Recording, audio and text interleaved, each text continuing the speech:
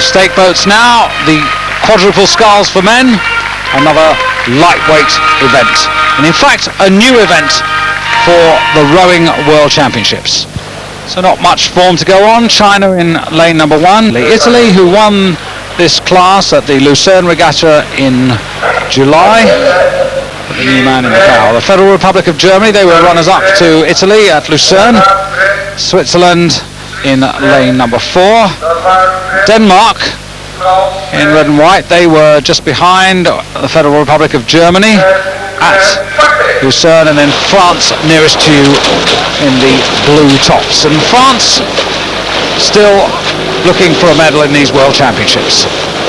Yes, this is going to be an interesting event for all the people in it, because there's very little form to go on.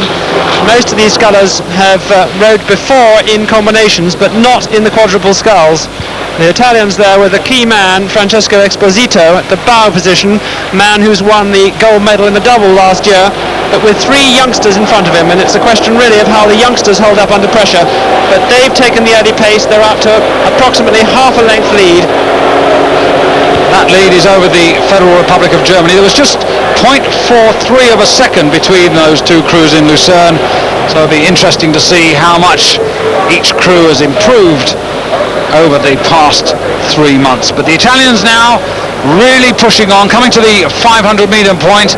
1:27.48, so that's pretty quick for the first 500. Yes, that's a good time for a lightweight combination.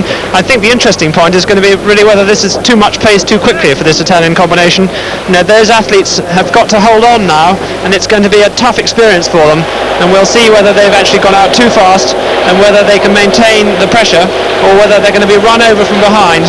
There's the crew from the Federal Republic of Germany. They're stroked by Thomas Melges. Switzerland, and nearest to us France, and France now starting to accelerate in this second 500.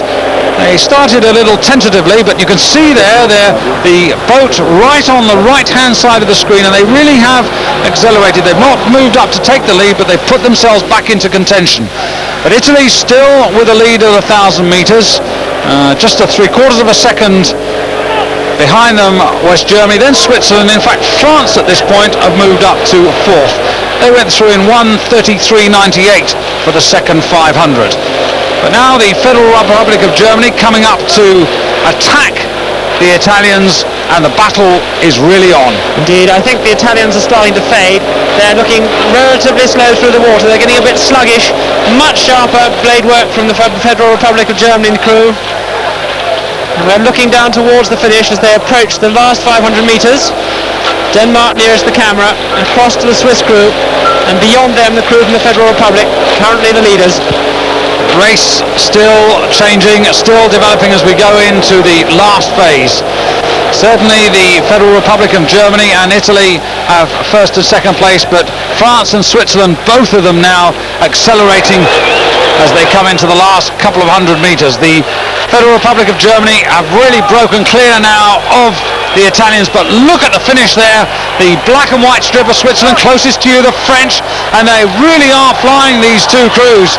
The battle really on for the silver medal. Don't worry about the angle there, it was very deceptive. The Germans are safely going to get that gold medal, but is it France or is it Switzerland who are going to get the silver? Germany powering their way in here, and it's Switzerland, France. It's very close between the two crews, and they flash past together, and we'll wait for the photo on that. Perhaps France, maybe Switzerland. Nothing between those two crews. The Germans absolutely delighted, and they become the first ever world lightweight quadruple scull champions. But here comes the battle for silver. Switzerland above, France below, and it's Switzerland who get there, and that can't be more than 50 centimetres. In fact, it's 0.2 of a second.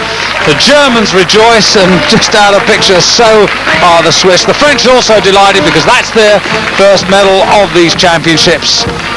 Switzerland, the fastest of all at the end of the race, 1:28.91 for the final 500 metres.